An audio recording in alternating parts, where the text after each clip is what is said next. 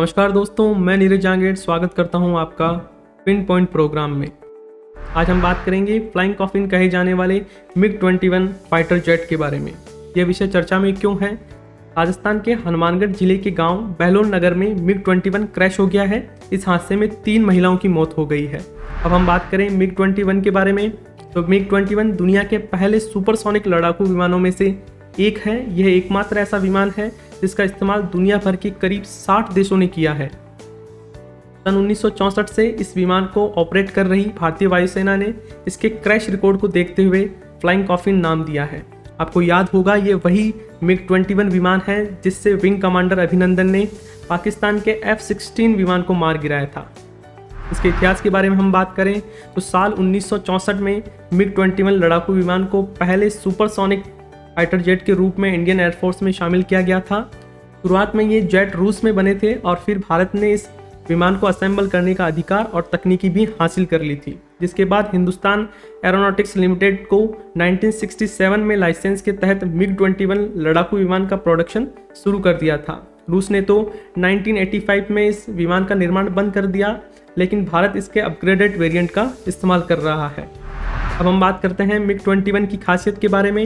MiG-21 bison लड़ाकू विमान कहीं घातक एयरक्राफ्ट, शॉर्ट रेंज और मीडियम रेंज एयरक्राफ्ट मिसाइलों से हमला करने में सक्षम है। इसकी स्पीड 2230 किलोमीटर प्रति घंटा की है। इसकी रेंज के बारे में हम बात करें, इसकी रेंज 644 किलोमीटर के आसपास थी। बाद में बाइसन अपग्रेड के बाद इसकी रेंज 1000 किलोमीटर तक हो गई है। इसमें टर्बोजेट इंजन लगा हुआ है जो विमान को सुपरसोनिक की रफ्तार प्रदान करता है।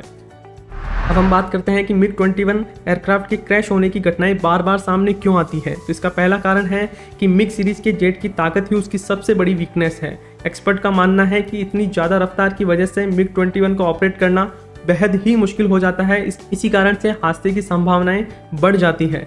दूसरे कारण की हम बात करें तो MiG सीरीज के जेट सिंगल इंजन वाले एयरक्राफ्ट जेट है। ऐसे में जब कभी उड़ान के दौरान एक इंजन में खराबी आती है तो सपोर्ट के लिए दूसरा इंजन नहीं होता है। यही कारण है कि ऐसे में दुर्घटना को रोक पाना नामुमकिन हो जाता है। तीसरा कारण है कि MiG सीरीज के विमानों की उम्र काफ़ी हो चुकी है। भारत को साल 1963 में MiG सीरीज का पहला जेट मिला था, पर कई दशकों के बाद भी ये जेट इंडियन एयरफोर्स में अपनी सेवाएं दे रहे हैं। कई MiG फाइटर जेट रिटायर भी हो चुके हैं।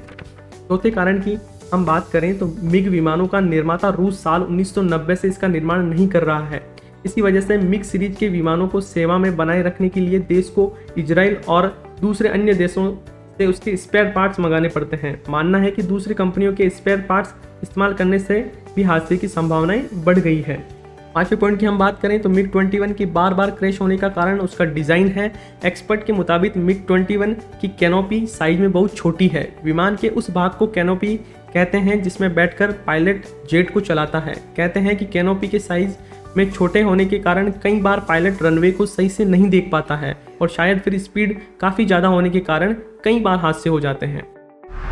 अब हम देखते हैं आज का quality quiz. MiG-21 fighter plane उड़ाने वाली भारत की प्रथम महिला फाइटर पायलट कौन है? Option A Avani Chaturvedi, option B Bhawana Kanth, option C Priyanka Rathore और ऑप्शन डी शिवा राठौड़।